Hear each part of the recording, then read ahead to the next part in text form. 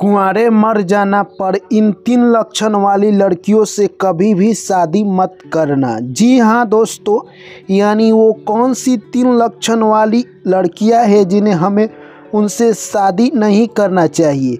आज की वीडियो में हम लोग दोस्तों यही जानेंगे, तो आप लोग कहानी को पूरा ध्यान से सुनना और अंत तक ज़रूर सुनना। जो भी साथी चैनल पर पहली बार आए हैं, चैनल को सब्सक्राइब कर लेना और ऑल नोटिफिकेशन को ऑन कर लेना। चलिए दोस्तों, कहानी को शुरू करते हैं। एक प्यारा सा जंगल था, उसमें एक मैना और तोता के जोड़ी बैठे हुए थे। दोनों आपस में बात कर रहे थे कि आजकल का ज़माना बहुत ही ख़राब हो गया है। इतने में तोता मैना से कहता है, हे मैना रानी, आजकल ज़माना इतना ख़राब हो गया है कि औरतें आजकल स्वार्थी हो चुकी है।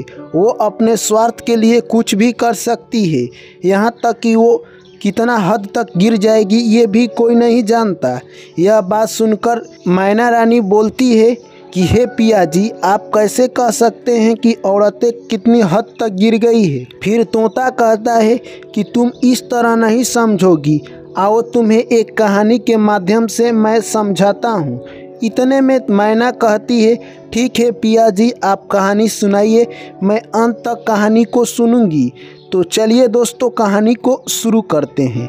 यानी तोता कहता है कि एक प्यारा सा गांव था। उस गांव में 3 दोस्त रहते थे। एक राजा का लड़का राजकुमार, एक साहूकार का लड़का था और एक बनिया का लड़का था।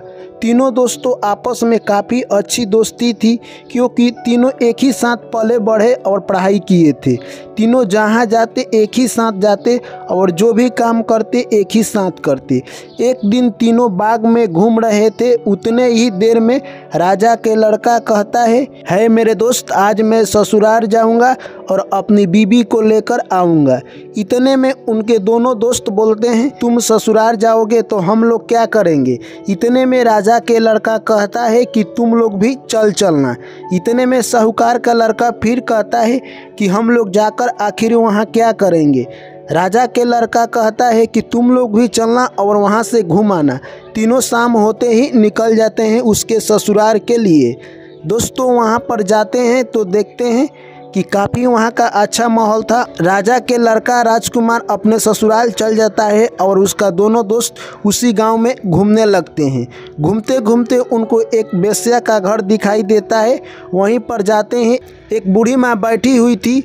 उस बूढ़ी माँ से पूछते हैं, यानी साहूकार के लड़के, कि ये किसका घर है। तब तक वेश्या यानी कहे तो दरवाजे पर आ जाती है। उनको देखकर यानी बनिया का लड़का आकर्षित हो जाता है और कहने लगता है कि आज मैं यहीं पर रात बिताऊंगा। यह बात सुनकर बूढ़ी माँ कहती है कि तुम लोग उसके घर मत जाओ, क्योंकि वो रात में नागिन बनती है और जो भी लोग जाते हैं उनको डस लेती है, यानी वो लोग वापस नहीं आते हैं। तो कहे तो दोस्तों, यानी बनिया का लड़का चला जाता है और साहूकार का लड़का नहीं जाता है।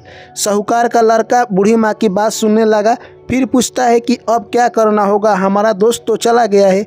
बूढ़ी माँ कहती है कि वो रात्रि में 12 बजे के करीब नागिन बनती है, तुम ये तलवार लो और उसे मार देना।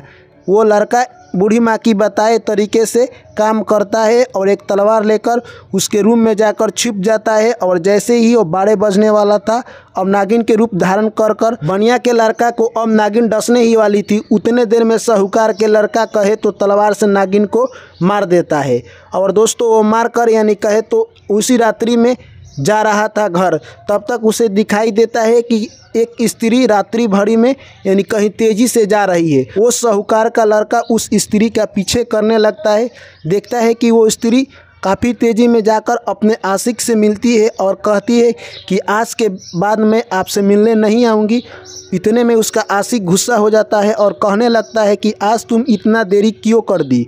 यह बात सुनकर वो औरत बोलती है कि आज मेरा पति घर पर आए हैं और मुझे आज लेकर अपने घर जाएंगे, कल से मैं आपसे मिलने नहीं आऊँगी। यह सब बात सुनकर उसका आशिक गुस्सा हो जाता है, तलवार निकालकर उस औरत का नाक काट देता है। यह सब होता हुआ साहूकार का लड़का देख रहा था।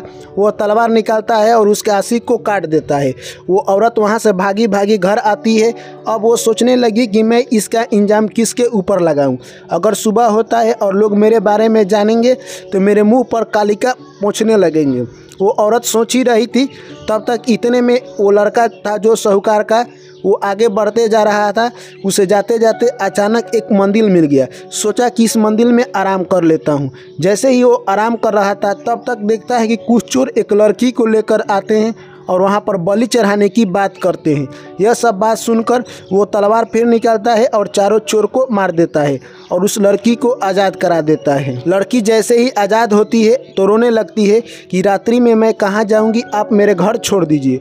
वो लड़का उस लड़की को लेकर चल देता है उसके घर। वो लड़की राजा की लड़की थी, अपने घर लेकर जाती है और पिछले गेट से घर के अंदर घुस जाती है। अंदर जाते ही उस लड़के को अपना प्यार का जादू दिखाने लगती है और उसे अपनी ओर आकर्षित करने लगती है। यह सब बात देखकर वो लड़का कहता है कि हे बहन, तुम मुझ पर ये अत्याचार क्यों कर रही हो।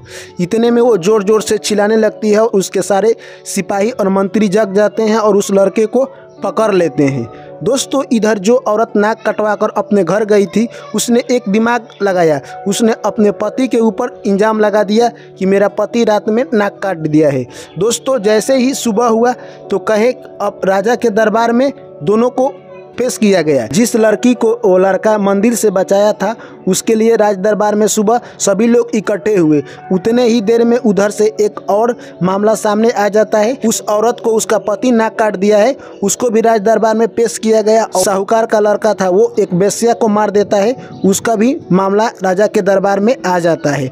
दोस्तों, यानी कहे तो तीनों दोस्त आपस में यानी कहे तो मुसीबत में फंस गए। यह सब देखकर तीनों दोस्त काफी आश्चर्यचकित रहे। राजा सबसे पहले पूछते हैं राजकुमार से कि तुम बताओ अपनी पत्नी के नाक क्यों काटे।